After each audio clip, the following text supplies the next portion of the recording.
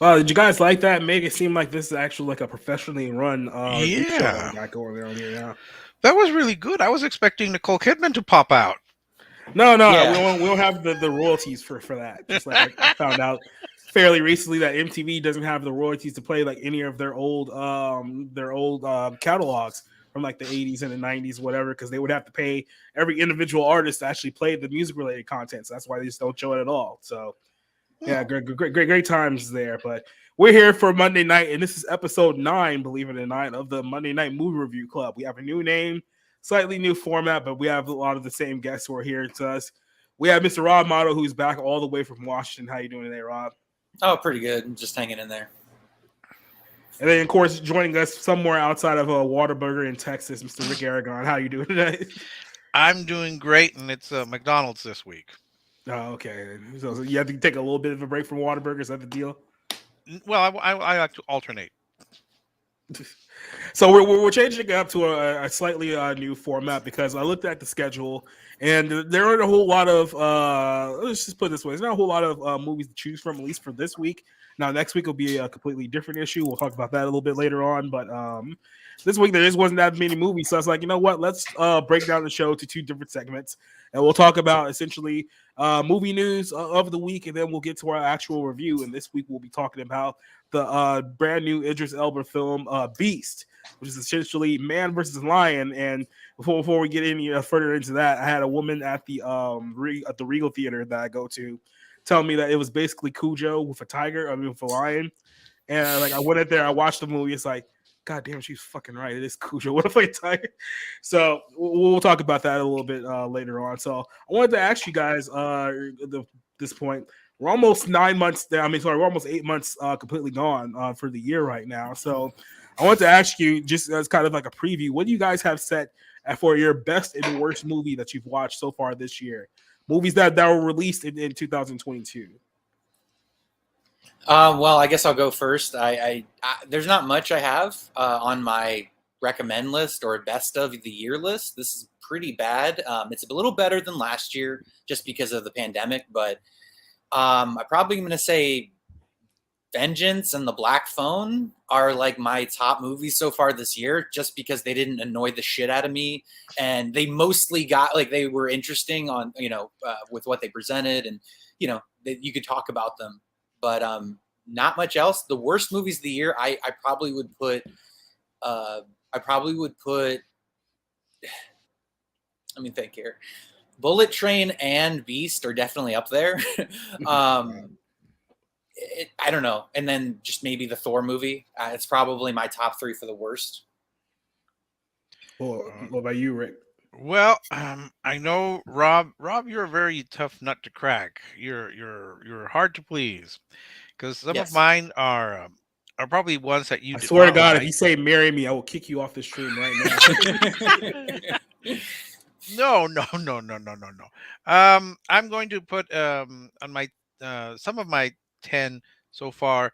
Um, Everything, everywhere, all at once. Top Gun Maverick. Um, I don't know if Minions will sneak in there, only because it met my expectations, low as they were. For the worst, well, the Gray Man still holding on pretty hard on that worst, but not okay. I think it's also going to be there. I think Thor is also going to be there, and then might sneak in they them and the $5.40 that I lost on that. So that's Yeah, the box office winner from this past weekend, the anime Dragon Ball Z movie. Yes. wow. That's the Well, state of American box office, ladies and gentlemen. Yeah, yeah. not only that, doubled up what Beast made this weekend, which is absolutely insane to me. Yeah. Yeah, it was pretty empty at the theater that I went to, but I still managed to find people willing to sit next to me. I don't know how that is. Yeah, that's a pet peeve of mine because like I usually try to sit like somewhere like near the front, like towards the edge. So it's like, okay, no one's gonna sit in this row next to me whatsoever. It's not a full theater, so I don't expect anyone to be like remotely near me while I'm doing a show. That was like maybe a couple of weeks ago.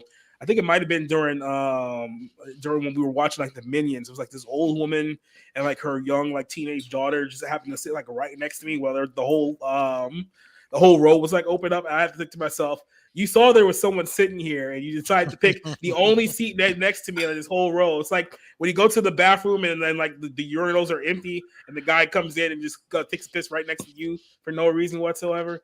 It's like one of those type of things.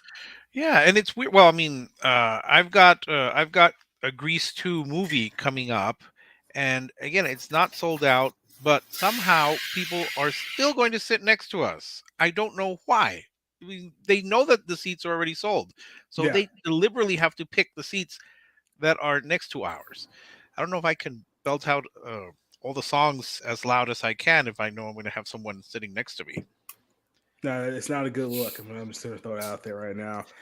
But as far as I guess if I say my top three best and worst as of this moment, worst, bodies. That one, I didn't think that a movie was gonna beat Not Okay that quickly, and lo and behold, that film came out, and it's like, oh, this is my new number one because I didn't like a single second of this film whatsoever. Obviously, Not Okay was probably my number two. And then my number three worst movie of the year is probably still Scream, the horror movie that came out earlier this year. That was pretty bad. That My was best bad. movie, yeah, it was not great. My best movies this year are currently two movies no one's ever heard of because they're foreign movies. But my number one is RRR, which is the Indian film that's on Netflix right now. Great film. If you guys haven't seen it, you should definitely check it out. But it is 3 hours long, so you have to prepare to be there for a while. But it's not one of those movies that drags along too long. It is very, very good. The second one is A Girl on the Bulldozer, which is the South Korean film. So essentially, think of Killdozer with a 19-year-old Korean girl. So I'm not sure if that tickles Rob's fancy or not, but that's definitely one of our top movies. And then I think I say Top Gun Maverick is probably the number one American film that's come out this year. So that's what I'm looking at the moment. But man, there's a lot of movies coming out that just kind of look. What was the best way that I could say for it? Trash.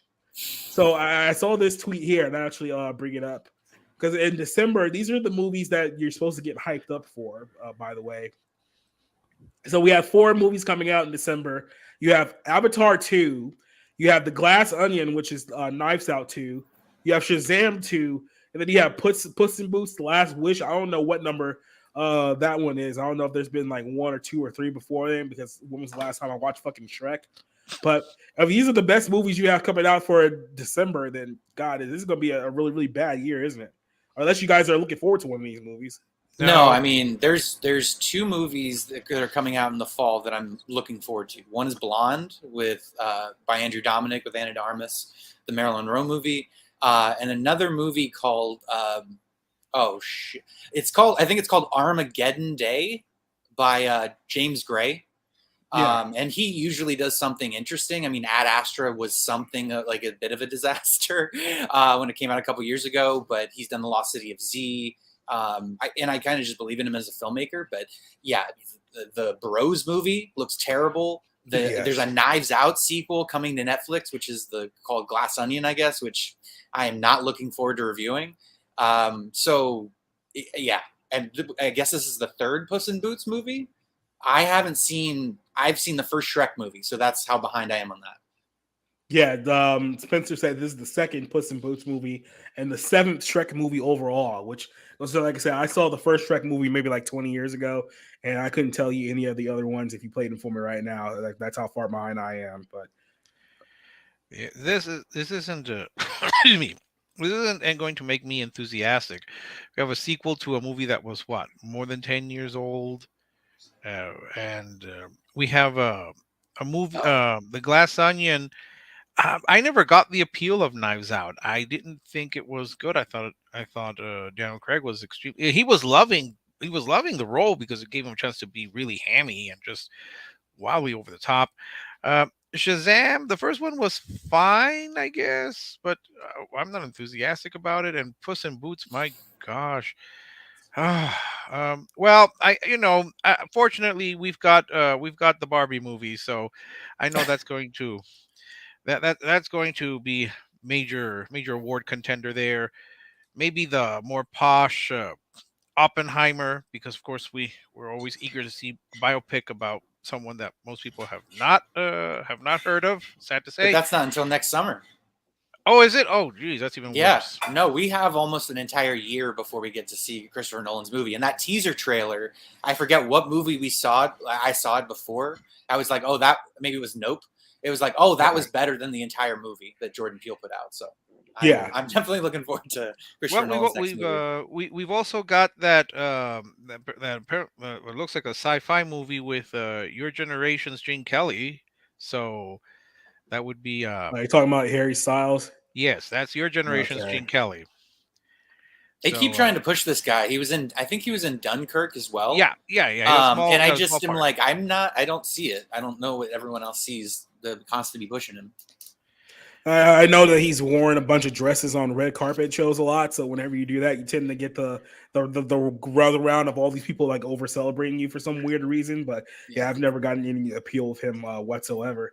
But let me ask you this: for all the movies that are coming out pretty soon, are you guys ready to go watch Spider-Man: No Way Home again? Because they're No. re-releasing a new cut of the film, which is going to have 11 more minutes of unseen footage for the movie. So here they released a new, I guess, poster for the film that they're going to release in cinemas on September the 2nd. You can buy tickets. I guess tomorrow will be the first time you can buy tickets for this. And yeah, the whole thing is that it's going to be a re-release that's going to have 11 extra minutes of footage that wasn't revealed in the first go around for this film. So obviously Sony made a boatload of money with this movie, almost made $2 billion. And now here we are again. They're going to release it to the theaters once again. Aren't you guys excited for the longest running soap opera in American history?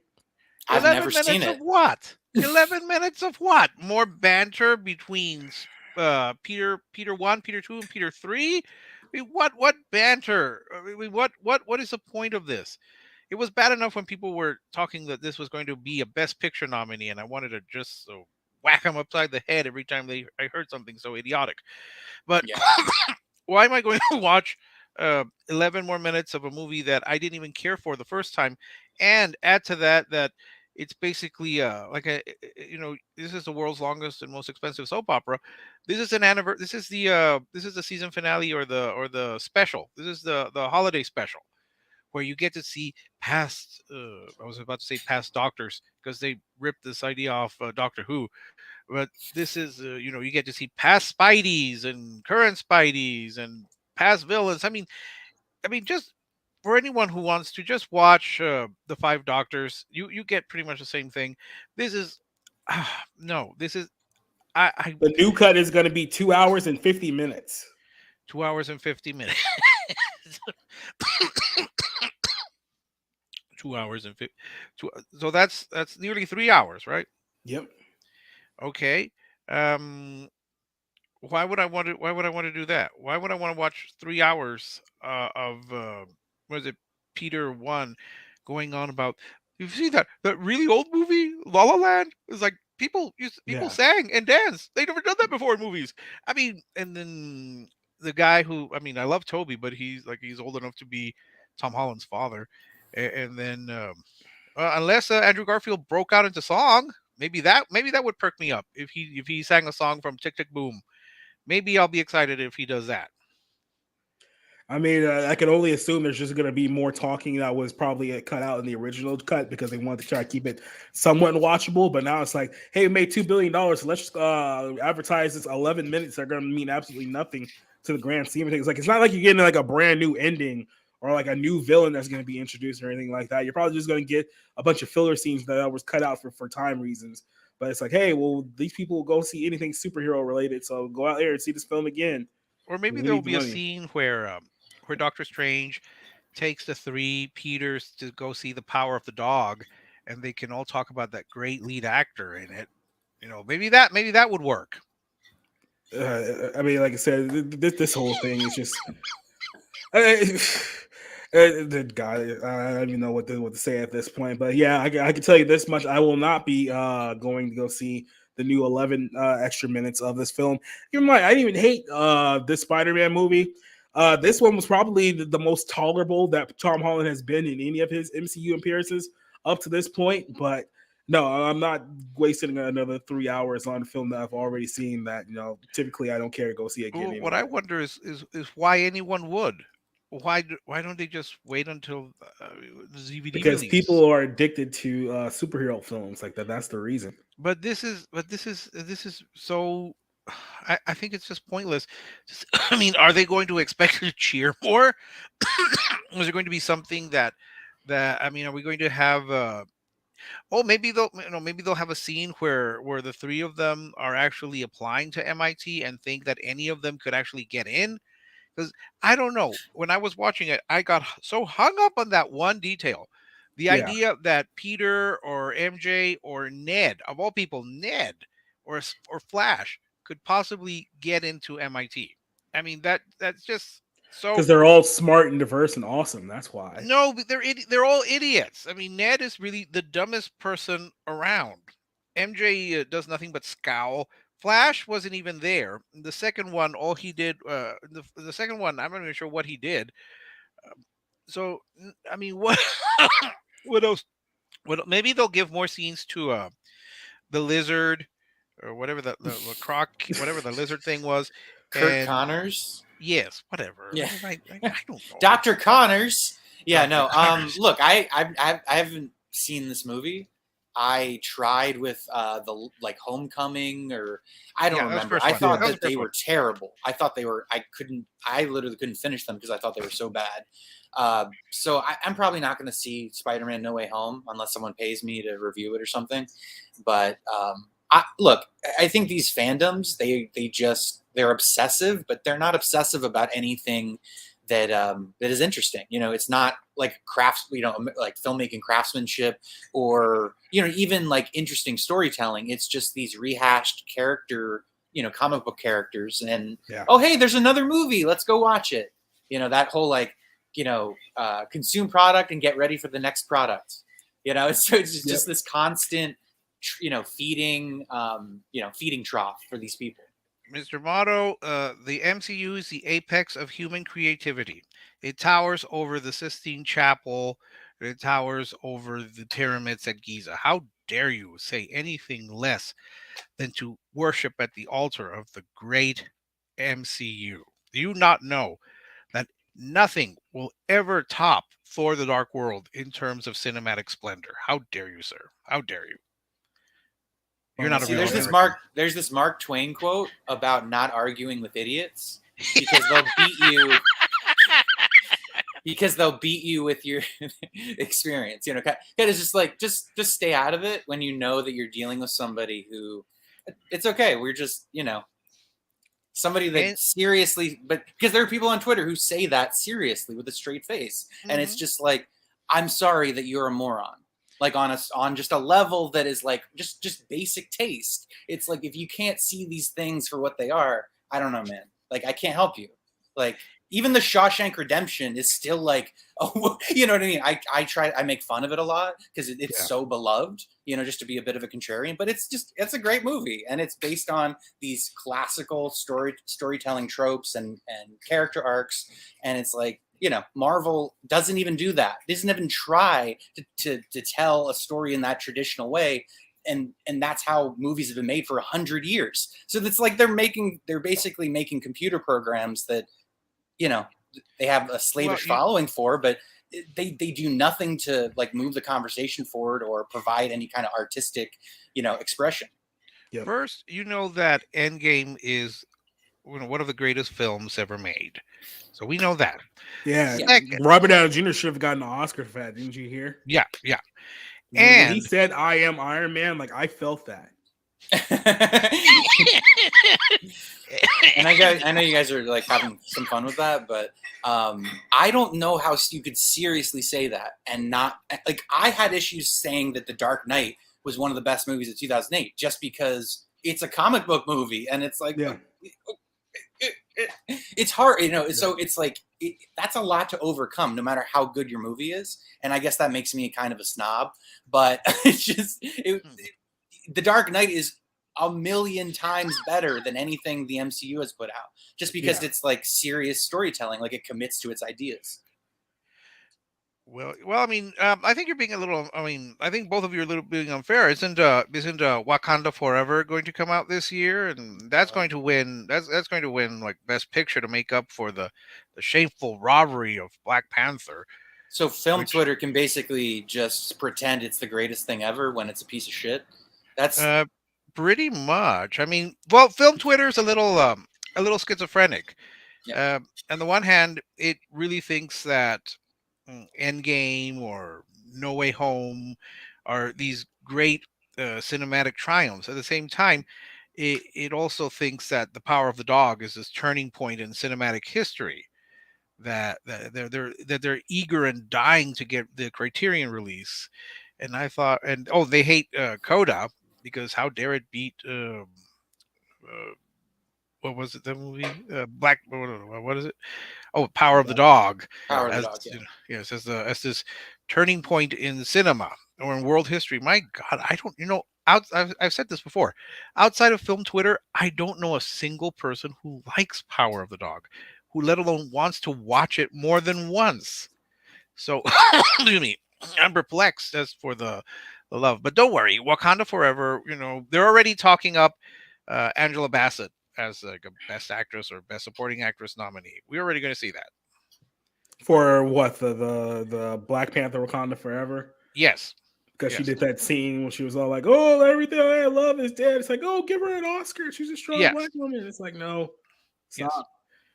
Mm, Speaking of movies that are propped up that shouldn't be celebrated nearly as much as they are, let's talk about Nope for a second, because Yeah. there's been a lot of people trying to make this statement that Nope was a box office success when it clearly wasn't. Everyone's talking about, oh, well, it made $133 million. It's like, yeah, but their budget was like 70 million, which means that they haven't even doubled up on their initial budget, which means they probably haven't even turned a profit yet. And here they are, they just made the announcement that they're releasing the film on digital this Friday. Now the movie has only been out for a month. What was the last What's the last film that's been released for like 4 weeks that went straight to digital that was a box office success? That pretty much tells you that, hey, we need to throw this movie on the digital so we can start getting some of our money back, because it clearly isn't making the money that we thought that it was going to make. And let me pull this up here. This is what our box office looks like at the moment. So as you can see, Dragon Ball Dragon Ball Superhero did $20.1 million at the box office this week. A Dragon Ball Z movie was the number one movie this weekend. You can thank Spencer for that one. mhm. And then you have Beast number 2 with 11.5, Bullet Train with 8 million, Top Gun Maverick, which has been out since May, is still the number 4 movie at the box office, and then DC League of Super Pets tops out the top 5. But when you look at Nope right here, which is on the number 8 list, like I said, it's only made roughly about 113 worldwide, total gross. If you look at the numbers, that's not a movie that's breaking even. That's a movie that's struggling to recoup its costs right now. Like I said, a few weeks out, and they're already moving it toward digital for VOD releases. Like, that's not a good sign. But all of these, shield media sites keep telling you that, oh no, it's doing great. Look at how great the box office is. It's like, okay, you can say that as much as you want, but these type of actions tell a different story. Well, you have to ask first off, what was I'm sorry. What was its competition in its first 2 weeks? I mean, what was it going up against? It didn't Second, have any. yeah, Yeah, I don't think it sec, did. yeah. Second, and we'll go back to when Christian was with us. He said that horror movies, that they tend to struggle, after the first week or something like that. Yeah. And this is proven to be the case. It's struggling. I don't know what the appeal what the appeal of Nope was. I didn't think it was the worst movie I've seen, but Mm. it's hardly this massive success.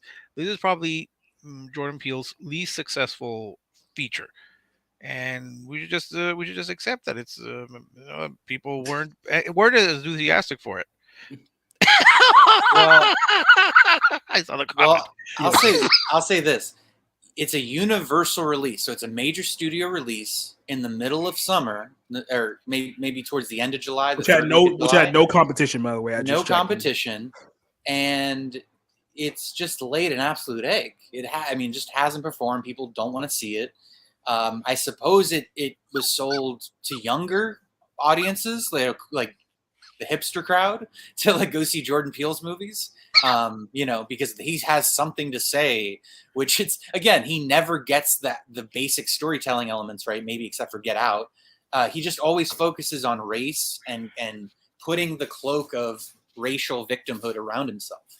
And it's just like, it's so tiring, and it's like you can feel it in the tone that he has, that it's just like, oh shit, here we go again, kind of bullshit. Yeah. And it's just like, okay, but like at least have like some killer zombies coming out of like the woodwork, or like have some kind of fun grindhouse elements, or whatever. He's his own artist, he can decide what he wants to do. But none of his movies really moved the needle for me, or kept me interested all the way throughout. I'm probably a little harder on Get Out than I need to be, just because it is a solid movie. It's a Twilight Zone episode as a movie, but he just completely does not impress me as an artist, as somebody that we're supposed to pay attention to. And I just don't, I'm not sure what, all of these critics are seeing, and the people that are writing that, oh, it was so successful. It wasn't. It needs to make 3 to 4 times back what it cost. I mean, Matt Damon talked about this on that Hot Ones interview. I don't know if you guys saw it, about why the industry has changed and why basically good movies don't get made anymore. And it's like, you have to make 4 times what the budget was. So the real number is something like, what is it? Almost 300 million that Nope would have to make. It's not gonna make close to that. No, not even close. It's not even halfway there yet.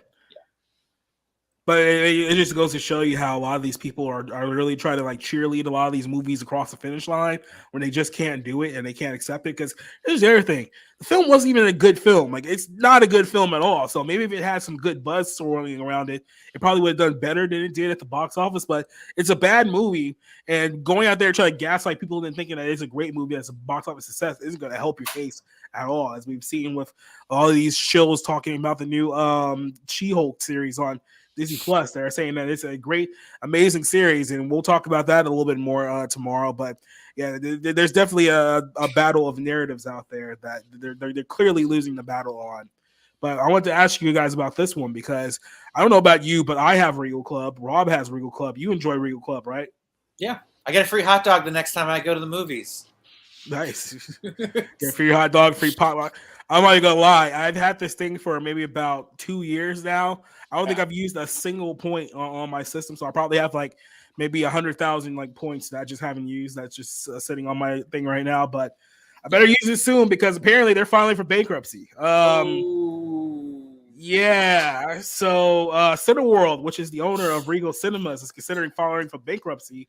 The United States, the British conglomerate operates over 9,500 screens in almost 800 cities across the U.S. Is the largest theater chain following AMC. Now, AMC also not having a good go of things at the moment, but a statement released Monday that Cineworld is said that they're going to voluntarily Chapter 11 filing in the United States is among a strategic option the company is considering to seek to grapple its debt burden. So they're in a lot of debt right now. Theaters are not doing well. They're struggling financially.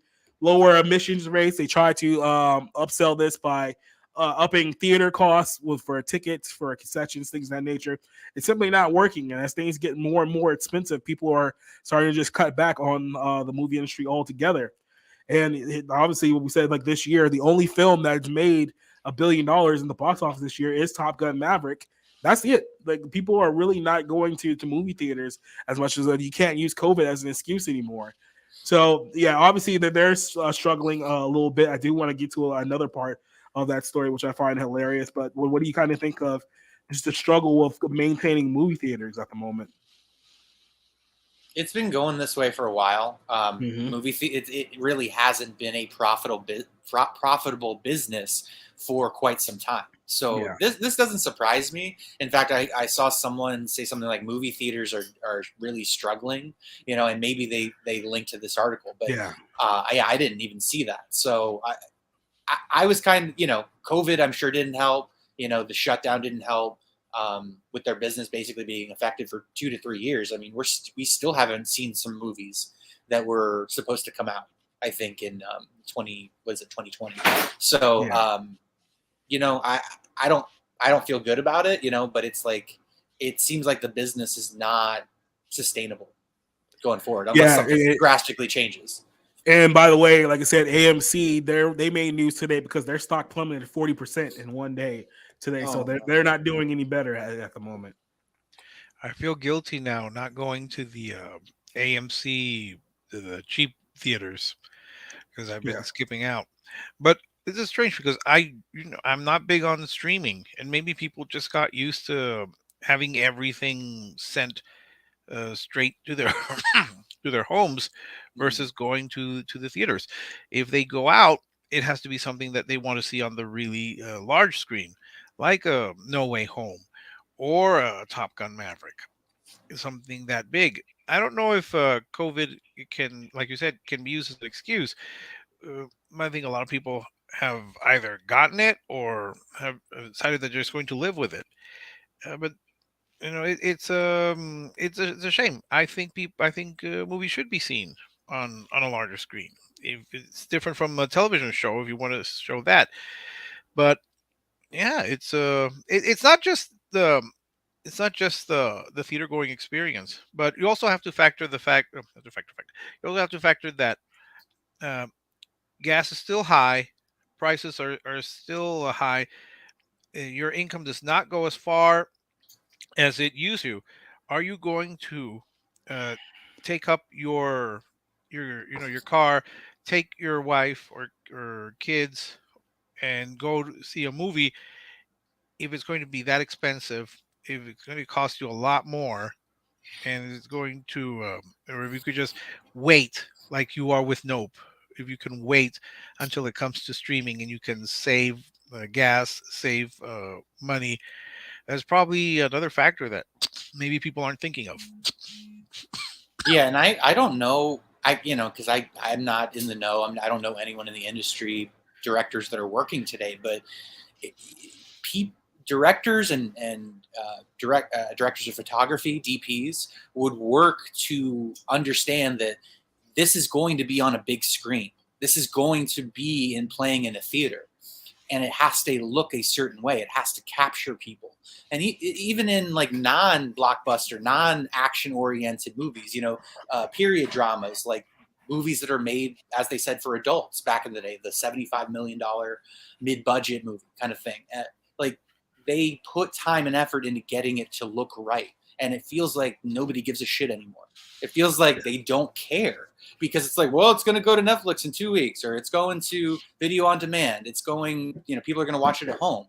And while they might not shell out $20 to watch it at home, they'll wait for it to come down to like $7, $8, you know? And so it's disappointing because I really do love movies as an art form, and I want Yeah. to appreciate them in that way. Like, for instance, I'm going to go see Jaws in IMAX, and I constantly make fun of Spielberg for Jaws because, as you know, it's a great movie and everything, but it was a complete accident in terms of him figuring out like the whole movie and putting it together and the shark.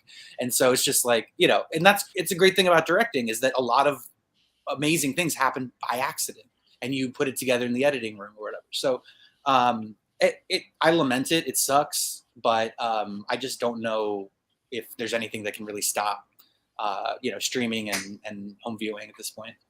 And what makes it worse for me is that people always make fun of me for buying physical copies, DVDs and Blu-rays. Oh no, I mean you could see it in the streaming anytime. Well, can you? Can you? Till they Can you? censor it, till they take Blazing Saddles away, Mhm. Yeah, assholes. exactly. So I mean, I Physical when media, people. Yep. yeah, I bought a copy of Top Gun, and I love my friend, but he made fun of me. It's like, well, no, I mean, you could just why did you do that? You could just watch it on Netflix anytime you want. I don't know if that's going to be the case because with physical, you control it. With streaming, it's in someone else's hands, and if they decide to remove something, they can, and it's not going to be available. The only positive I can see here for the movie theaters is that you also keep in mind streaming isn't exactly a foolproof plan either, because look at the market. Netflix is bleeding money right now. They're the biggest streamer in the game. You have a lot of these other companies like HBO Max and Disney Plus that are working around like I guess the early stages of their streaming service, but they're going to end up falling with some of the same problems that Netflix is going to now in the next few years as well. So it's one of the things where theaters are struggling, but it's not like streaming is doing like miles better anyway, because it takes a lot of money to put into the structure of a streaming service, the maintenance, the addition, the content, things of that nature. It's not exactly cheap for these studios as well. You can gain a lot of revenue from it, but it costs a hell of a lot to upkeep that as well. So I think Well, I maybe mean, that's one little white pill from it. well, if you keep giving fans their fix, like in the MCU, they're going to keep coming back, even if the shows for the MCU keep getting worse and worse. In fairness, I haven't seen any of them, but if they keep going down, the fans are going to keep shelling out money to their subscription so they could see this. So why would Disney in this case care? Because they're just going to keep pumping out this product so they could give the fanboys their fix. So in that sense, they don't have to worry about the costs, because it's always going to return something for them in terms of subscriptions. I don't know. Well, in good news, Movie Pass is back. You guys remember Movie Pass? I do. Remember when that was a thing? So a few years ago, Movie Pass. Let be honest. To give Movie Pass a little bit of credit, they were the ones that started this whole like borderline subscription service for like movies thing, because the whole idea was that you could watch one free movie a day if you pay like $20 a month for our little like Movie Pass thing, right? So it was innovative in that sense where where these theaters were like, hey, well, why are we letting these outsiders make money off our own content? Why don't we just create our own version of Movie Pass? That's why you got AMC Stubs or A-List, whatever it is.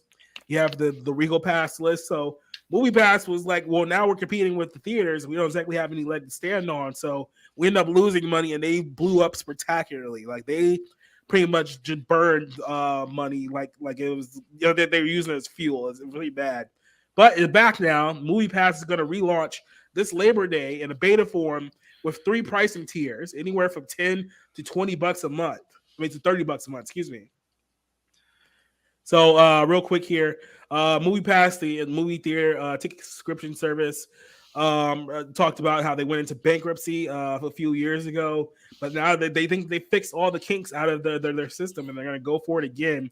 Like I said, the biggest thing to me is that, okay, how are you guys going to compete with the major theater chains? And this can only really work with the smaller change, like maybe like not a Cinemark, maybe like a Reading Theater, or like something like a Gross Mommy, something more, a little bit more local. Like I know there's Studio Movie Grill, which is out here. So maybe by working with some of the smaller chains that they can have something going there. But I don't know how this one's going to work.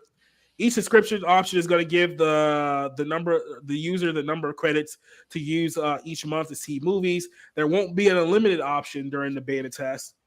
Users who make the cut for the beta will be gifted 10 friend invites to use Movie Pass. So it's starting to sound a little bit like a Ponzi scheme. Everyone getting that vibe with this thing. So the service has partnerships with 25% of the theaters in the U.S. Users will use the beta service in order to order movie tickets on the app, and can't wait. Can't wait for their Movie Pass card to come through the mail and use it at any box office that accepts MasterCard. So the way this used to work, if you guys don't remember, is that I remember you have to select the movie ahead of time. Then you have to like go to the theater, I guess like take a picture of like your ticket stub to prove that you actually bought the movie you were going to go see. And then you would go watch the movie, which at the time was a great deal until the streaming service completely blew up. And then Regal and AMC said that we're going to do our own. So we guys could put you guys out of business. So Movie Pass has a very tethered pass, to say the least, but they're going to try to come back once again. What are your thoughts on Movie Pass back into the game? I mean, I remember that people kind of liked it at first, but then there was like nothing to see. So I think that was the issue. And then it didn't seem like their business model was very secure, and they kind of ran out of money too quickly to sustain themselves. So it seemed like it had an initial, groundswell, but then it just kind of puttered out. So, I mean, I think competition is good. I think that it should benefit the consumer to have uh, multiple companies to go through, in terms of getting their frequent movie tickets or whatever. But Yeah. we'll see what happens. Well, since I don't see myself going to the movies every day, so I've never been big on the movie pass plan. I've been tempted though because I know Alamo has something like that. But again, the most I would probably go is once a week to the movies, and maybe sometimes twice if I'm asked to review something. So I'm not excited. I was always intrigued by the idea, but it's not something that I ever felt I needed to invest in, and not I wish them well. I hope they start small and maybe become very niche, but you know it's not something that would appeal to me. I'm happy to pay. Of course, I still pay in cash, so there's that. Is it just the technology that you don't like? Is it because of technology scares people of your generation? Is that the real issue here? I well, as someone who still longs for the road, Yeah. No, I think we lost it here. but no, I There never he just is. saw an interest. I never saw an interest in getting a pass to see a whole bunch of movies that I probably would not be interested. I mean, I do have something of a life outside seeing movies. Well, that's good. I don't, but Yeah. It's like, yeah, good no, for you, bro. it's good. I mean, yeah, I even if I didn't sign up for subscription service, I still go through Fandango because I get the ticket right on my phone. They scan it. I just go in. I don't have to fumble with the ticket. I don't have to deal with people. I don't have to, So, and I'm sorry, but most people who work in movie theaters are teenagers and you know I broke ex-cons, down. I and I mean, just don't really want to talk to those people because I'm invariably what I say when they say is enjoy your movie, I say you too, like a fucking jackass. I like to avoid those things, so I if just it get my if it's popcorn any and sit down. if it's any comfort, I finally did get the Alamo app on my phone, and I have found it to be quite convenient. So I'm slowly entering the 20th century. Yeah, Slowly but surely, right? Yeah. that's right. All right, then. Well, that was a good little discussion there on some of the world of movies, things that are going down. Like I said, I think there's still a lot of much worse movies to come out later this year, but we'll talk about that on another day. Let's go Yeah. ahead and kind of get into our film of the night, which is a film about a ravenous lion that's just going around and wrecking people's shit. Let's talk about the film Beast for a second. Yeah. It's the law of the jungle out here. It's only route to get us on. I've got to get my girls out of here. It'll be you versus him. And that is not a fight you are designed to win. Dad, please be careful. We're gonna make it home. Don't you move. Beast, rated R, only in theaters August 19th. Now, was this a film that anyone was looking forward to before walking to a theater? Did this interest you in any way, shape, or form going into it? No. In a very basic way, yes, because I mean, if think about it though, as a summer blockbuster movie, just survival movie, where you're just trying to survive while this thing's trying to kill you, that's the basis for so many horror movies, or survival adventure movies, or that Alec Baldwin and Anthony Hopkins movie, The Edge, where it's like this giant bear is after them. Like, that's a badass movie. And so I know they could be good movies. This was terrible. This had no idea past its very basic, conception what it wanted to be or where it wanted to go. I was amazed how bad this was. Well, I mean, you've got the appeal of Idris Elba punching a lion. I mean, that's just worth the price of admission alone, sir. I'll say that. You know, it's funny. I was actually watching some lion attack videos on YouTube. I was writing my review for this film, and all I can say is that if you try to get in a fist fight with a lion, it's not going to end very well for you. I don't know if you know this stuff, but there's like 800-pound cats that can just like claw your arm off in one fell swipe. It's like probably not a good idea to start a fight with a wild animal just put out there. Yeah, but it's Idris Elba, so of course he's going to win. You know that. Yeah, he's going to be James Bond, right? Here's my question though: these girls were so annoying. My question is, how bad was Idris Elba's daughter in her audition? That they went another way and they were still bad.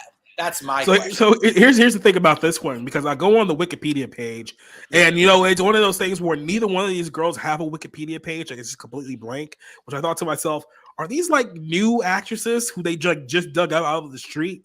And I look at their IMDb, like apparently one of them, I guess the older one, has done like some TV shows like and whatnot. I don't know if they're good TV shows, so I'm not gonna sing the whole will for it. But I think to myself, okay, well, hell, there has to be some kind of like angle here for this film, and I'll actually get to that later on. And no, I can tell you this much, Duke Nukem, lions are much more than 300 pounds. They're like 800. Is that what it is? Something like that? Yeah. Those are some big suckers. They're not pit bulls. So let's talk a little bit about this film. So the premise of this film is that a father and his two daughters go to South Africa to, I guess, reconnect with their dead mother who just passed away due to cancer. So Idris Elba plays the character of Nate, who is a doctor, right? They said that he was some kind of like biologist. Or I want to say, he was a doctor. He was a doctor. Okay. Yeah, he's a doctor. So he goes there with his daughters, and their mother passed away from cancer. I guess he kind of like bowed out during the tough time. So the girls kind of resent him because he wasn't there when they needed him the most. So he thinks, oh, let me take the daughters to where their mother grew up, so they get a little closer to her after things that I didn't do in the past. And he meets his good buddy. He meets his good buddy here, Martin Battles, played by Sharlto Copley, who seems to only be available in movies that are based in South Africa. South Africa, right? Yeah, so you can't get him in anything else unless it's in South Africa. But so he goes in and he basically tours them around, and he knows the area. He's essentially like their guide, the guy that tells him when to stay out of trouble and what to do in case things go wrong. And so it's basically just him trying to connect with like his daughter, trying to like mend fences that were built from things that happened, in the past. Well, one day they go out to a village and they find that everyone in the village is dead. And because of the claw marks, it looks like it was a lion attack. But Sharlto Copley's character is like, well, this doesn't make sense. This isn't the MO for a lion to do something like this. But of course, a little bit later on, they drive down the road. They find out it is, in fact, a lion, a very, very pissed off lion, because there was a group of poachers that came out who essentially killed the pride of lions that he was a part of. So now he thinks humans are the enemy, and he's going to do whatever it takes to kill every single human he could possibly see, which includes our main protagonists, who are trapped in the middle of nowhere in a van, in a Jeep, with a very, very angry, pissed off lion that doesn't matter if you set it on fire, doesn't matter if you inject the tranquilizer up its butt or anything like that. It's just going to come after you no matter what. So what did you guys think of just the basic premise of the film, of the way that it was set up? And we'll talk about the characters in a second, but just the basic premise of the movie. I mean, the premise was, I guess, okay. It's the execution of it that was just like, really? Okay. And I mean, I guess it's not just the execution of it, it is the idea, because it was like, oh, so let me get this straight.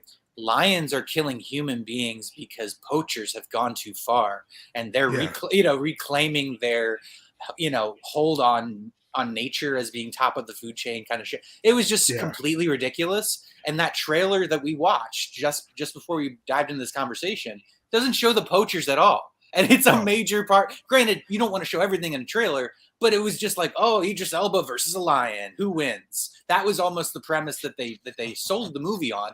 And then it's like, oh, it's like we're just gonna make these cartoonishly villainous poacher characters, and the lion's actually like an anti-hero because he's been wronged. It's just so dumb.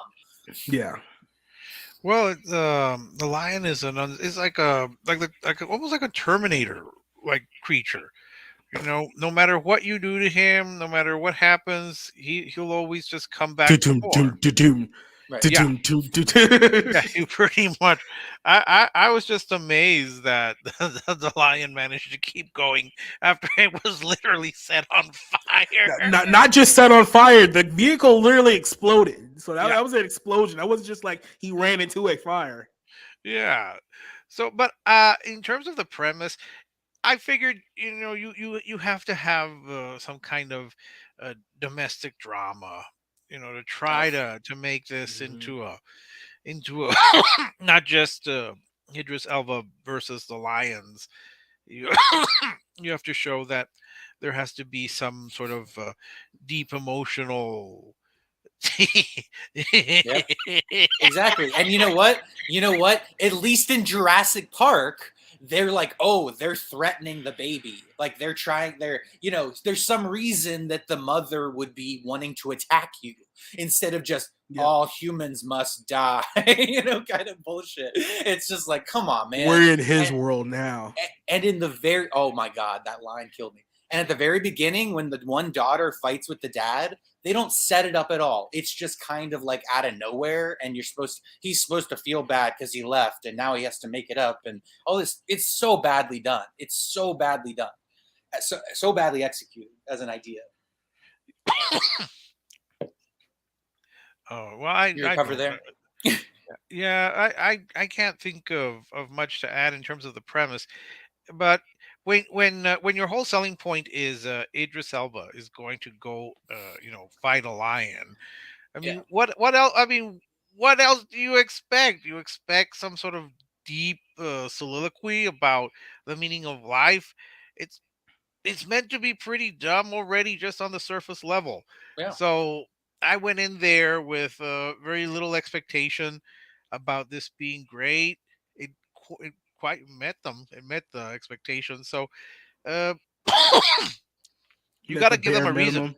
Yeah, you Not got and to. not that audiences are going to be paying attention to the camera movements or anything like that, but the constant like zoom in and out inside the car with the lion, and like just how he was constantly looking at either Charlotte Copley or Idris Elba, and they just look wide eyed, and like that's half the movie. It's just like, and so I at least wanted something more than that, more of an effort. But I guess that's the end of summer sort of movie in the blockbuster season. It's just like, well, let's limp our way to the finish line. Oh, I want to say, Cassie, you can hug a lion only if you've got the noive. That's just such a boomer reference. I'm not even gonna acknowledge that. I'm not even Oh, gonna acknowledge. come on! You haven't seen Wizard of Oz? How dare you, sir? I have, Yeah, I've seen there it you many go. times. The noive. That's what the lion. Yeah, that's what the lion always wants. He wants the noive, It's a cowardly lion. the cowardly lion. Yeah, Well, let's go ahead and talk about it. The yeah, daughters. So when I watched this movie, I got flashbacks immediately to Netflix's Resident Evil, the one that just came out a couple of right. weeks ago. Because in that series, you had two extremely unlikable teenage girl protagonists, by the way, not antagonists, protagonists, who were just outright like despicable. Every time they open their mouth, you just roll their eyes, and you wanted them to die. And it got to a very, very quick point where I'm watching this film, it's like, oh my God, please tell me that the lion drags one of these kids away into like a black hole, and just like we just never see him again. I'd clap. I'd stand up and clap right in the middle of the theater if that happened. But no, we didn't get that.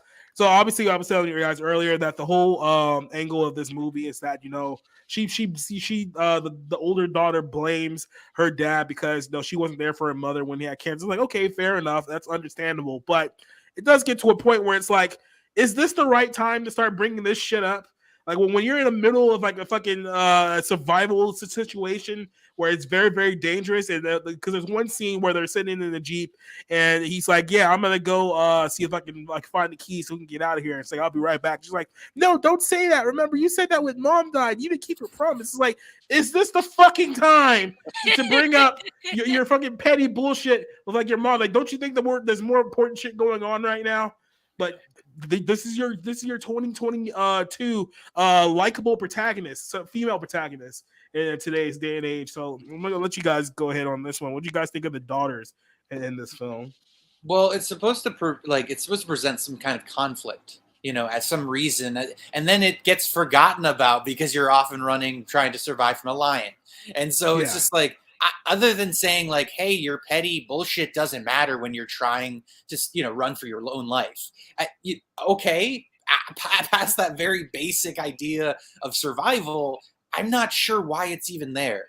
It just feels like like a need to connect these characters in some meaningful way when there's no, Rhyme or reason? there's for no. it? They make a very shallow effort, and then it doesn't connect anyway. So it just seems like a Yeah. wasted opportunity. You need some kind of conflict to bring the healing between. We have the daughters. conflict. It's called the fucking The lion. Well, yes, but now you've got a pre-lion conflict here, because if you remember early on when Mare, not Meredith, Mare, we have to call her Mare, she's showing the pictures, and I'm impressed that she's using film. I'd like to know exactly what company she sends that film to, because I have some film I need to develop. Anyway, she's like, "Oh, Martin's showing more interest in my life in 5 minutes than you have in your whole life." I was like, "Oh boy, yeah, okay, you're still a little bitter." She's on the rag. It's fine. Yeah, but Yeah. at that point, yeah, I agree with you. She wouldn't have brought up that thing about going finding the keys and making the promise that you made about mom coming back. I mean, you wouldn't. She would be in real. Okay, assuming that this actually would have happened, she would have been too worried and terrified, not just for herself and for her father, but for her sister. So it just seems so. Excuse me, so out of place to just bring up. Now, I'm not going to bash the younger daughter or the actress, because she looks young. She looks young and is probably not as experienced. The teenager, well, aren't all teenagers like that? Aren't all teenagers resentful and bitter and always snapping at their I think very well? that's what Hollywood thinks, because all of their kids hate them. So Well, they if think they're that, unlike if everyone they're else. plot devices like this girl is here, I mean, sure, but it's like, yeah, there's more to a character than just like teenage angst. Come on. Yeah. So again, they're not. I hate this cough. They're not stretching. They're not stretching in terms of character. There's I don't want to say character development. I'm not sure there was any, Yeah. but hey, I guess I'm a little more generous, and I'm going to say that they did the best they could. Everyone here did almost everyone here did the best they could. There's one performance that I thought was bad, but yeah, I don't know if you want to bring me even. I don't know if you want me to bring that up now or wait a little while. But there was one performance that was just so unconvincing, and it wasn't the lion. No, well, what did you guys think of the CGI lion in this film? Because I mean, for a budget that was only like about 30 million, I believe, 30 to 35 million, it didn't look too bad until they tried to like burn it up, and then just kind of looked ridiculous. But what do you guys think of that? Yeah, I was not impressed. And again, I understand the budget conscious thing, but this is a Universal movie. Yeah. Like, what Yeah. the hell are you guys doing? Like, and so it's a fifth or sixth rate Jaws or Jurassic Park, And again, it's just like, there's a reason you can write, there's a reason for the lion to be attacking you, other than this stupid poaching narrative, So I was not impressed. I was actually just hoping for a fun time at the movies, and it did not even provide that. Yeah, so the lion wasn't the most convincing, but again, I hate this. It's that I scene in wasn't The ex- Devil's Advocate where he's stabbing the guy's heart so he can't talk against him. uh, I didn't go into this expecting to see visual effects on the level of Dune, which is still a great movie, by the way. Stop it, both of you! Stop it, both of you!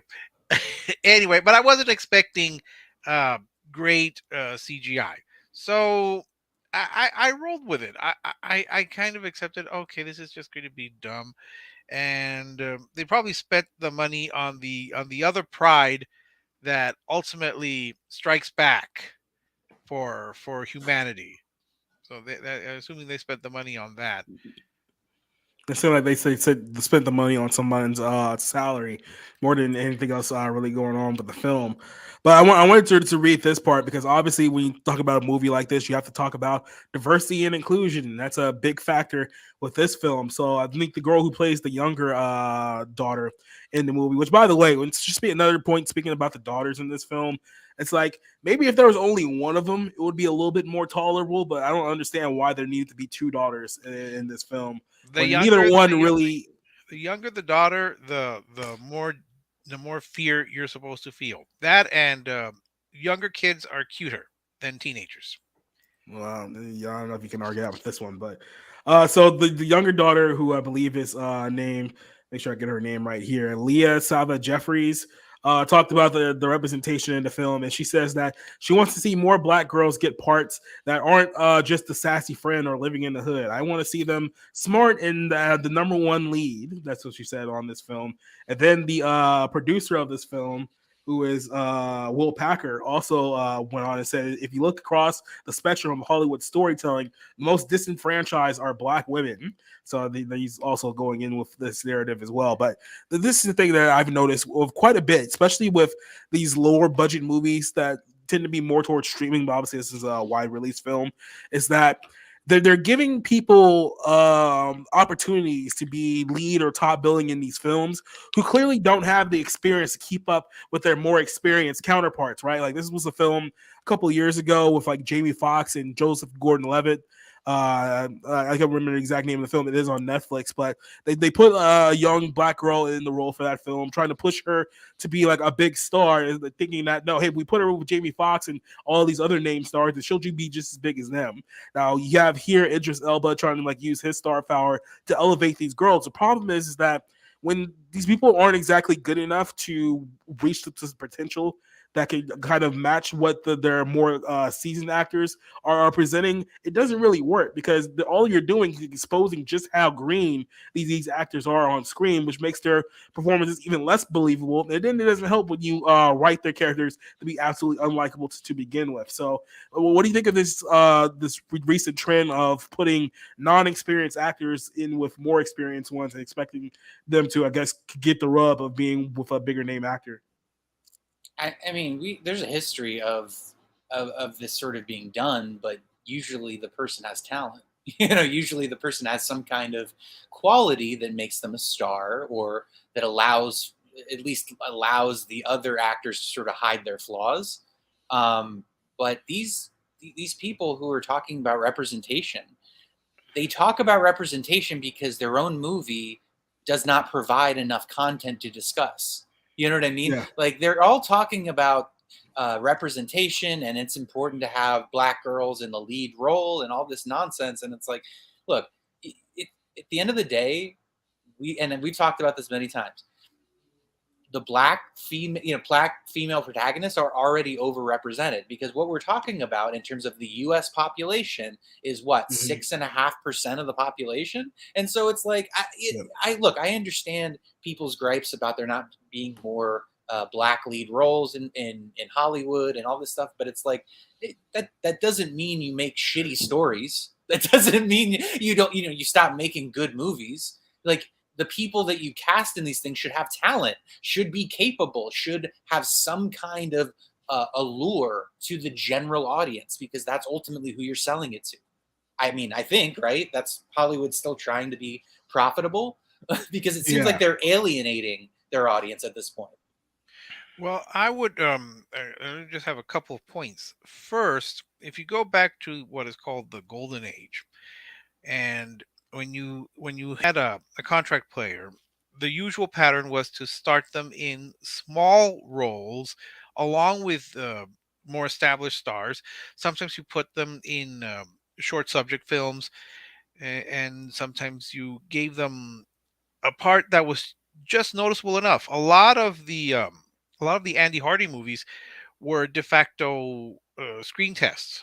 For example, Lana Turner, I think, was in Yeah. one, and I know Donna Reed basically was in another. I think she was in another Andy Hardy film as kind of a test to see if audiences would respond. So you took your time in building the star. You gave them small parts, noticeable parts in smaller films, or I mean, with the smaller roles, with more established actors. So you didn't try to just shoot them into major stardom right away. You let the audience start seeing them, and then you started building up their careers. So that's a problem that we have now, where people want instant stardom, and you want to turn someone like my point would always be Channing Tatum. You wanted to turn him into a big star, and Yeah. you didn't make him into a big star. I don't understand why. Same thing. Poor. I felt for Taylor Kitsch, who they tried to build up into a big star with John Carter, which was not a terrible movie, but again, they tried to build him up as a big star. They did this also with was it Josh Hartnett, and it Oh just yeah. doesn't work because you need to have you have to build the audience versus just trying to ram someone down your throat. And second, the issue with representation. First off, I'm amazed that this child would go on talking about having having black leads or black female leads. I mean, you've got the Woman King coming up. You've got Wakanda Forever coming up. Mhm. You've got a black vice president, black woman vice president. I mean, what more? She-Hulk. Yeah, okay. What more do you really need? For heaven's sakes, you even have a black Anne Boleyn. Why doesn't this little girl dream of being one of Henry VIII's wives? Because as we know, all of Henry VIII's wives were minorities. Obviously, you could have maybe I'm figuring Lucy Liu playing Anne of Cleves. I mean, why? Why not at this point? It's just gotten to the How point where you're. about Go ahead. how about you just learn to be good before you start trying to change the world through your Yeah. acting? Because you don't even have enough credits on your resume for anyone to even know exactly like who you are. So maybe I don't know, figure some things out first. And this is what bothers me is it's almost like the code now or the language in Hollywood. It's like you have to talk like this to make yourself attractive in getting more roles because it's like, well, I'm part of the solution and I'm saying the right things. And because the whole thing about being an actor, right, is you constantly basically debasing yourself to be liked. It's like, if I do it this way, will you like me? If I do it that way, will you like me? It's this incredibly lack of self-respect job and existence as an actor. And so it's like, that's all I hear out of this is that this girl was coached to say this. And she probably doesn't even believe it, but it's like, well, if this helps me get a job, then that's all I care about. So there's a lot of moments of character induced stupidity in this movie.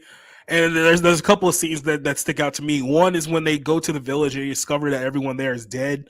And they tell the girls, hey, stay out here. We're gonna figure out what's going on and whatnot. So then it's like, okay, we need to leave. Where's your sister? I don't know. She just wandered off. It's like, why the fuck would you wander off after we told you to stay here? Like, and then of course she ends up finding like a dead body. It's like, yeah, if you just fucking stayed there, you would never saw that in the first place. Right. Then you had the whole argument in the car.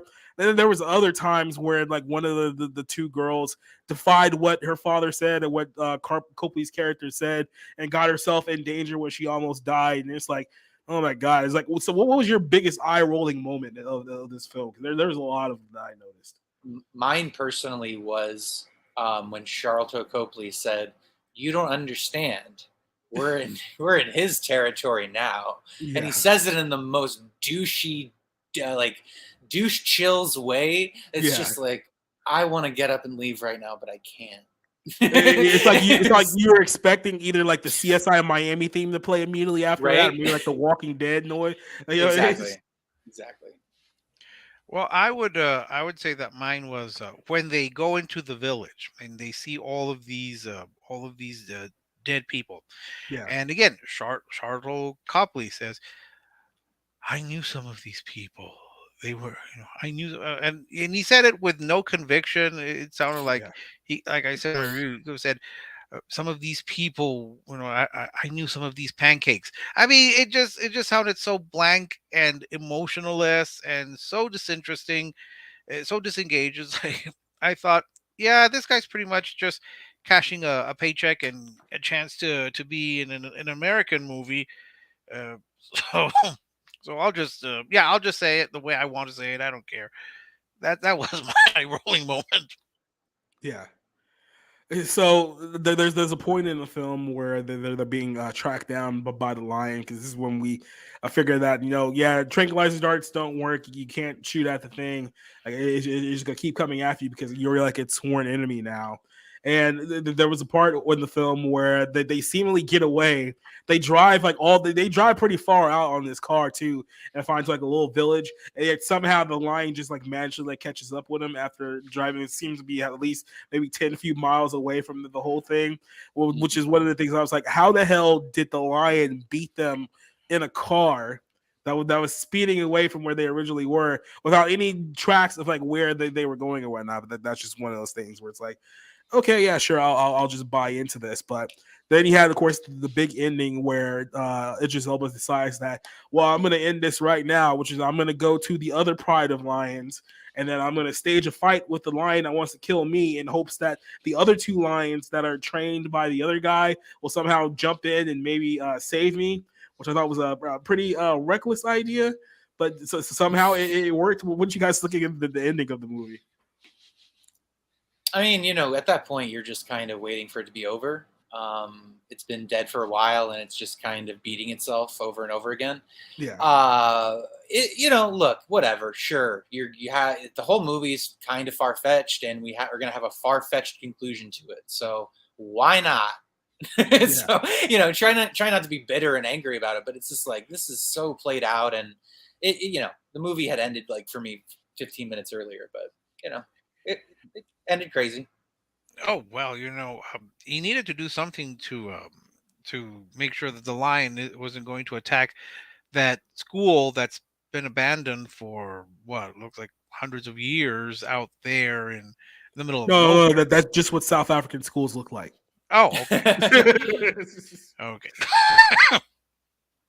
So by that time they got to that big fight, yeah, I guess I was waiting for yeah, I hadn't quite checked out, but I'm thinking this is silly, but just let it roll so we could see if the lion, this mystery lion, can finally be killed off by other lions, because we know you can't shoot it, you can't burn it, it'll The survive everything. Terminator. Yeah, it'll survive everything except other lions. I wish at that point Scar would have just jumped up and said, "Long live the king," and just tossed him off. Might You as know, well. It's like some weird It can't be bargained with. It can't be reasoned with. yeah, It's some weird, okay though, but it's some postmodern like metaphor for like the inverse of Jesus being the lion coming. Yeah. Like, it's like no matter what, he's coming for coming for the human beings, for the sins of man or something. It's just so, like, you know what I mean. You would have to read into it on that level to even try to get a meaning out of it, because it's so ridiculous. so we've gone from the Lion of Judah to the Lion of Johannesburg. Is that what you're saying? I don't know those references, so you. I was gonna say, I've been thinking to myself, like, what would have happened if the Lions just like joined in on attacking Idris Elba? Like, the film would just been over it, right? Right. That would have been more interesting. Yeah. I wanted the daughters to get mauled, but Oh my Yeah, well, we goodness. all wanted that, but sometimes you don't get what you want. that's all right. I didn't want any of the girls to be slaughtered. There was two of them. We didn't need two of them. How are you going to have the reconciliation? Yeah. And then another thing, just real quick, is that there was this like weird like allegory, almost like Black Panther, like where like they kept having like these dream sequences with the mother, and she was like in the woods with like the South African tribe and whatnot. It's like every time he would go like near death, he would like see them, and they were like waiting for him and things of that nature. I'm thinking, the hell is all this? It's like she wasn't a fucking shaman, right? Like she was just someone who lived in the fucking village. She's like, what is this whole thing about? But isn't that the sort of like nonsense that like liberals believe in terms of, because they're so disconnected from actual culture? They're like, Yeah. yes, the African people are noble and spiritual and can communicate with the dead, and I'm like, oh, they're just human beings like the rest of us. Yeah. Like it's just That Like, was they're weird. really just people. Well, I could have excused that in at the end when he's mauled and close to death. I could have excused that as having like a sort of dream sequence or or drug induced fantasy where he's reuniting with his late wife. But that is how Yeah. the movie starts. So I don't know what was the point of that opening. Or I mean, I think it was that, or yeah, right before we got to the poachers shooting down the whole pride, except for this one super cat who can apparently hang them up on trees Yep. and Yeah. just I mean, I don't know. He floats, he flies, he's super You, cat. you know, there was actually okay. I can't remember it, so I can't completely endorse it. But it's from an era I honestly believe in. There was a lion movie back in the '90s that came out, and I remember growing up with it and it being okay or at least decent. It was The Ghost in the Darkness with Michael Douglas and Val Kilmer. I mean, it's kind of like about the same thing. Like a killer lion is on the loose and whatever. But it's just like there's so much more effort put into something like that from 1996. Like I guarantee you that had a 50 to 60 million dollar budget. But I am not sure, but I believe The Ghost in the Darkness actually won an Academy Award for, I'm not sure what, sound yeah, or visual effects. Somebody needs to check on that, but I think it yeah, actually is an Oscar-winning film. yeah. I'm not sure Beast will win anything, but You don't think it's gonna win best visual effects with the oppressive looking CGI line they created? well, I think it might sneak into Best Supporting Actor for Charlotte Copley there. No. Even I can't see that now. Oh, Yeah, and by the way, William Goldman wrote The Ghost in Yeah. the Darkness. So it's like he's a incredibly famous Hollywood screenwriter. So it's like, okay, yeah, that's probably a lot better.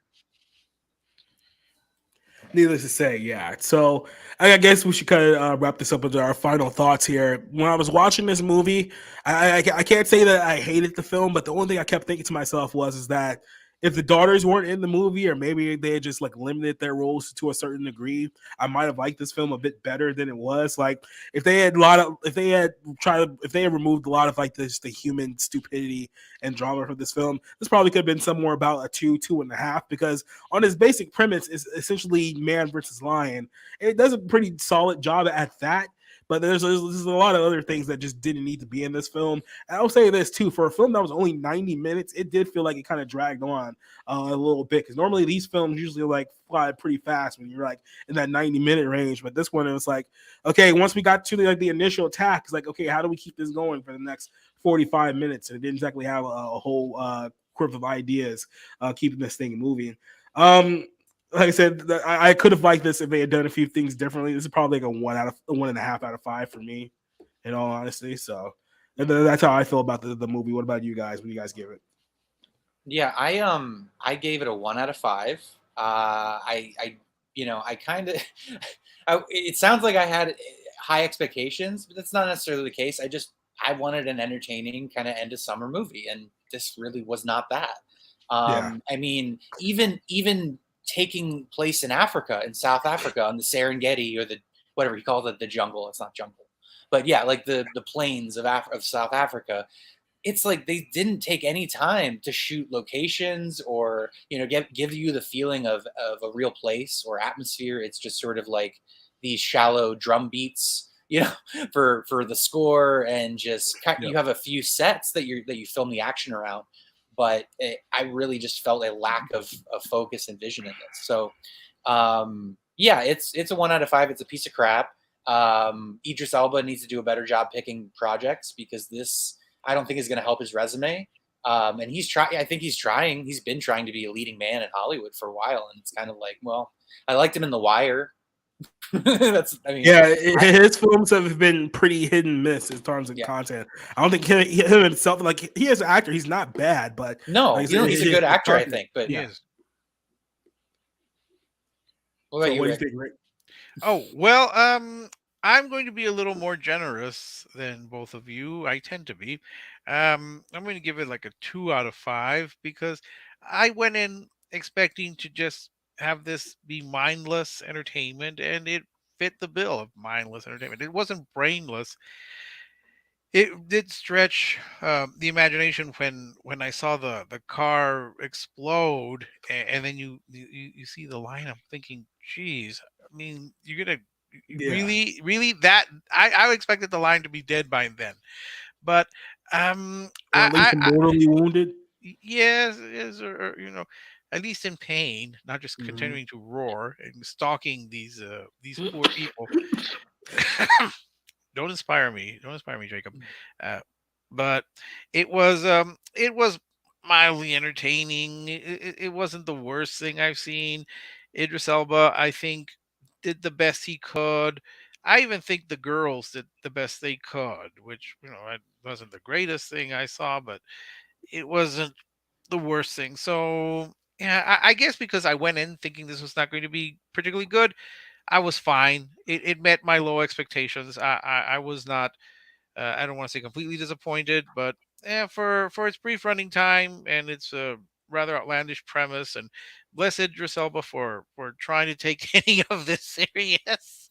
So it's a 2 out of 5. It wasn't the worst thing I've seen. I'd sooner see this than Thor Or the Gray Man, right? or the Gray Man. That's right. I would sooner see this than the Gray Man. I might even see the Power of the Dog before I see the Gray Man again. I still don't understand how you can watch a Not Okay and think that that movie's not worse than The Great Man.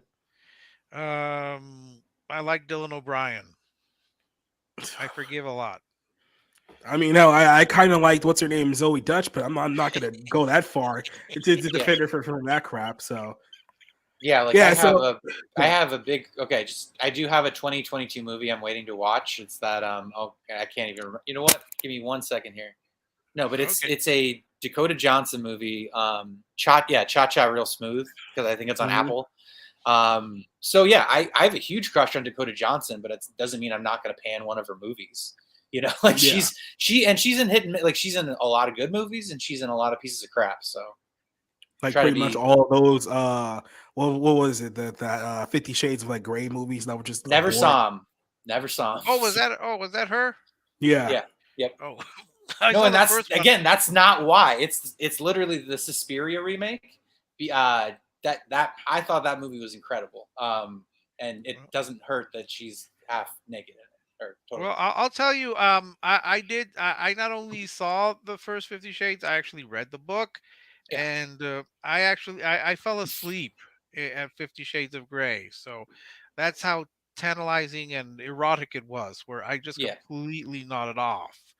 I think I only saw like the second one and the third one. I didn't see the first one, but the second one was like so dumb. There was this one scene where I guess everyone thought the guy died in like in a plane crash or something like that. So him and his entire family is like at his apartment, like crying their eyes out, thinking that the guy's dead. And then all of a sudden, there's like a news flash on the TV that says, "Hey, we just got word that Christian Grey is actually alive." And then the very next scene, he just walks into the fucking room, and it's like, what? How do you get to this course of events? Like the news finds out that he's alive, he just walks back into his home, that's right. like nothing happened. After, like, God, why? Well, I'm just thankful that whatever talk there was of getting Jamie Dornan a supporting actor nomination for Belfast did not pan out because that man cannot act. He's beautiful to look at, but he cannot act. Same with Henry Cavill. He's a beautiful looking person, but he can't act. I thought he was good in Belfast, but No, literally he his role in no. Belfast is literally him being a distant father who comes Yeah. back at like key moments to be the hero in his son's eyes. It wasn't. So I It actually wasn't a think it was stretch. perfect for that. The sort of dancing and singing at the end was a little, it was like, this is my pick for best movie of the year, and it really goes against some of the things I don't I don't like in movies, but I think overall it was just a really good movie. So Oh yeah, it was good, but yeah, he still can't act. yeah, that's fair. I can't say he can. I just I thought that he was okay in Belfast, but That's why it's like no endorsement for 50 Shades. Uh, yeah, but So we're at the end of the show here. I'm gonna give you guys a little bit of a break. I'm gonna allow you guys to choose the next movie that we're gonna review next week because there's a lot of films coming out next week. But I'm gonna give you guys a choice here. Now we won't be reviewing Samaritan because that one comes out on Amazon. I know Rick's had some issues with streaming service films, so I'm not gonna let you put another $5 down on a crappy movie that I told you not to spend on in the first place. So we're not gonna do that to you. We're gonna do something a little different. So next week you have 3 movies coming out. You have 3,000 Years of Longing, which is the film with Idris Elba again with Tilda Swinton. You have that movie you could choose from. You have the John Boyega film called Breaking about the naval vet, or I guess the Marine Corps vet who robs a bank at Wells Fargo. You have that film to choose from, or you have The Invitation, which is the film about a family of evil satanic white people. So which one? Which one tickles your fancy out of the 3 that I gave you? I guess to determine the answer there is who's directing the John Boyega movie. Because if it's someone decent, I would check that movie out. But if it's a no name, then I'd be like, I'd probably do the George Miller 3,000 Years of Longing.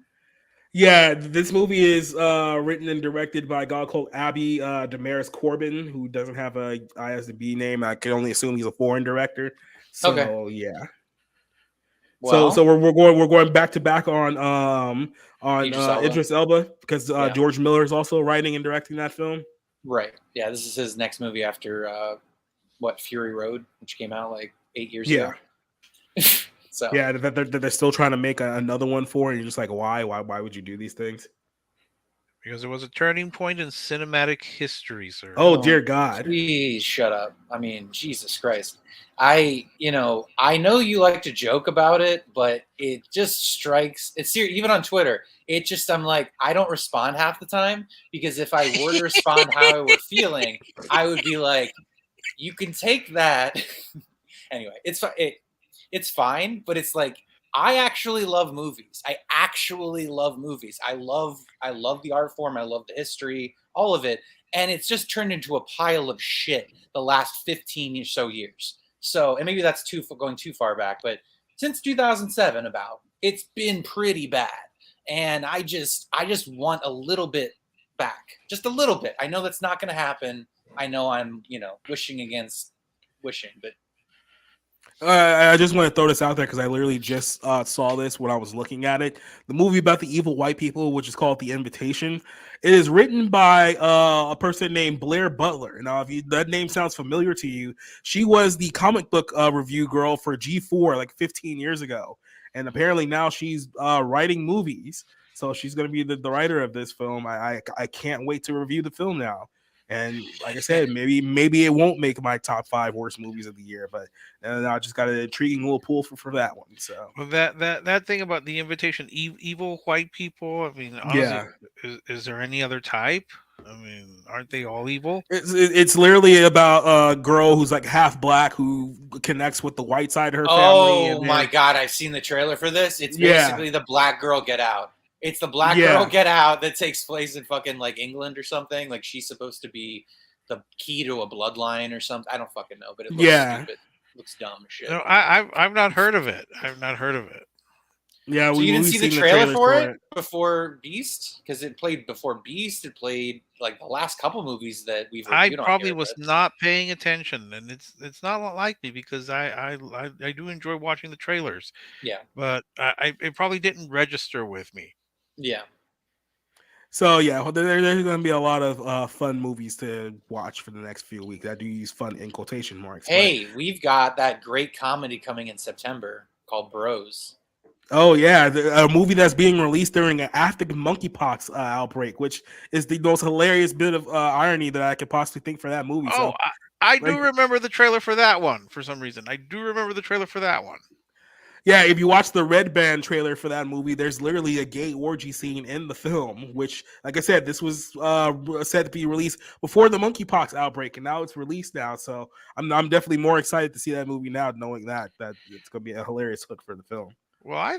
Just based on the trailer, the fact that they're fighting amongst each other, whether something is a month or a week, just Yeah, sounds oddly amusing. like But doesn't it just seem like the most insufferable people you can possibly be around if you have to be around those people 24/7?